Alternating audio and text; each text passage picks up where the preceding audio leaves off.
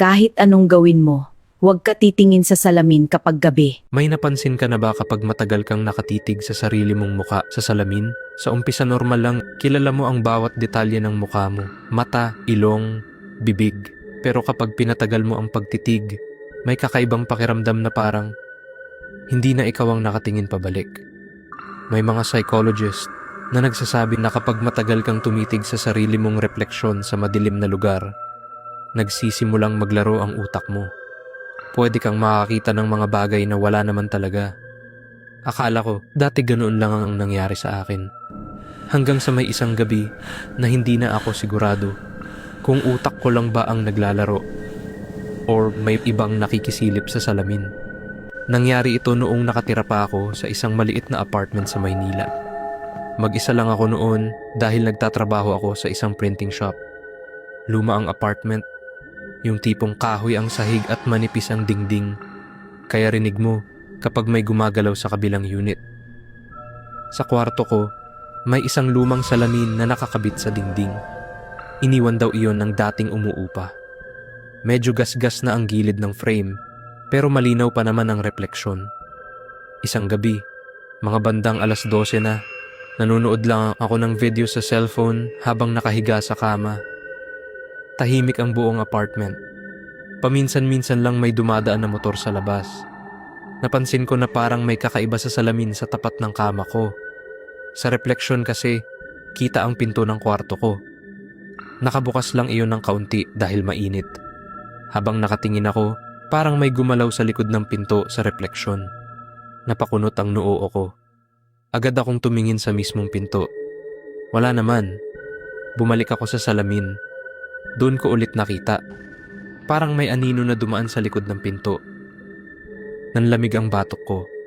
Tumayo ako at dahan-dahang lumapit sa pinto. Sinilip ko ang sala. Tahimik. Walang tao. Ako lang talaga ang nasa apartment. Pagbalik ko sa kama, napatingin ulit ako sa salamin. At doon ako tuluyang kinabahan.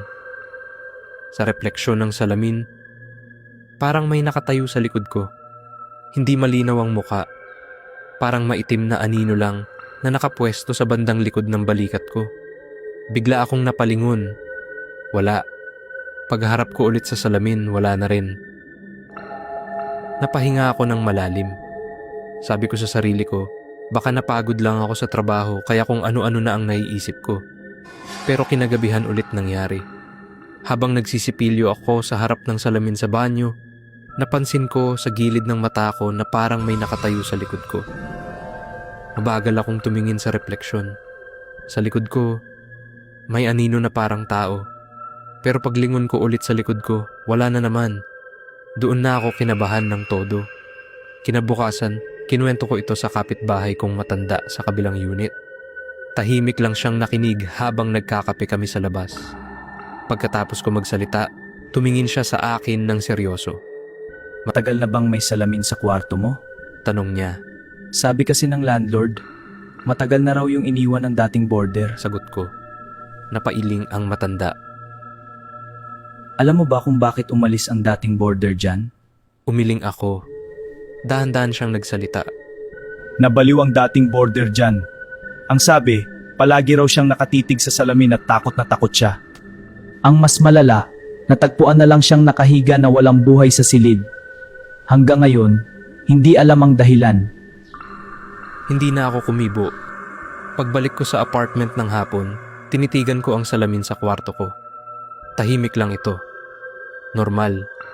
Pero naalala ko lahat ng nakita ko sa refleksyon. Kinuha ko ang screwdriver sa toolbox ko. Isa-isa kong tinanggal ang tornilyo ng salamin sa dingding. Pagkatapos, ibinalot ko ito sa lumang kumot at inilabas sa basurahan sa likod ng building. Mula noon, hindi na ako naglagay ng salamin sa tapat ng kama ko. Hindi ko alam kung imahinasyon ko lang ba ang lahat. Pero may isang bagay akong natutunan. Minsan hindi mo kailangang patunayan kung totoo ang isang bagay. Minsan, sapat nang alam mong mas payapa ang gabi kapag wala kang salaming tinititigan.